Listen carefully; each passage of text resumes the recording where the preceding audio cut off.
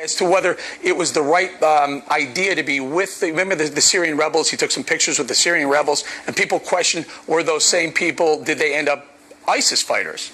Right. Well, I think that's the conversation, Eric, we have to have moving forward. But let me make 2 points. Number one is that the president, while he was reassuring us recently in the last couple of days that ISIS once again was kind of under control and on the run, his own CIA director, Brennan, contradicted him, saying there are new routes used by smugglers that are more and more utilized to bring in people into the West, into the United States, to pose threats to us. This is the result, Eric, of a foreign policy under President Obama that's been wavering, tentative, and tepid. And I think what we saw unfortunately, here in Orlando, and we're very close to it here in Jacksonville the other day, is a direct result, to some degree, of a foreign policy that hasn't worked.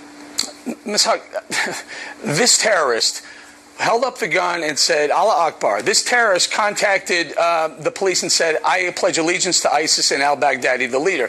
This terrorist had visited Saudi Arabia a couple times. This terrorist studied under Anwar al-Awlaki, the same radical cleric imam that the Fort Hood terrorist studied under, and also the San Bernardino terrorist studied under. I mean, why are we constantly pointing the finger at guns? President Obama's done it, the left has done it, even the left media has done it. So I'll take that in 2 parts. The first is the terrorist network and connection of ISIS. And the sad part is, as the Arab coalition and the U.S. Support makes gains in the Middle East, ISIS gets desperate and has called for lone wolf attacks. Are we making gains, though? No, that's we hear President Obama take credit for gains in the Middle East, and then we hear, as Adam points out, Brennan say maybe not gains. We hear James Comey say maybe we're not making the gains we should. We hear the State Department internally saying maybe we're doing things wrong. I think everyone, this is going on for far too long, what's happening in Syria. Everyone's frustrated, but there is a commonly accepted fact in foreign policy and intelligence circles that as you beat back ISIS on the ground in Syria and Iraq, they start to spread to Europe, and they start to spread to the United States. So that's a separate problem. Is that How a gain? do we deal with that? Is that a gain, Adam? Is that a gain if we're pushing back in Iraq and Syria? Yet there are more and more instances of terror right here on the homeland. Eric, just ask anybody who lives in Orlando today.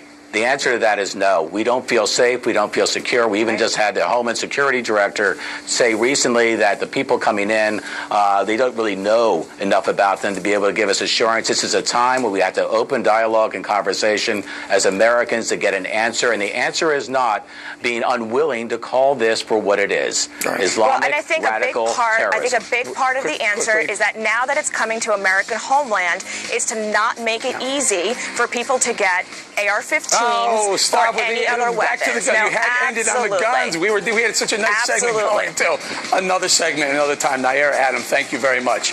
Next on the rundown, does President Obama know how to fight the war on terror? There's now major dissent from State Department officials and a disturbing warning from the head of the CIA. Right back with that.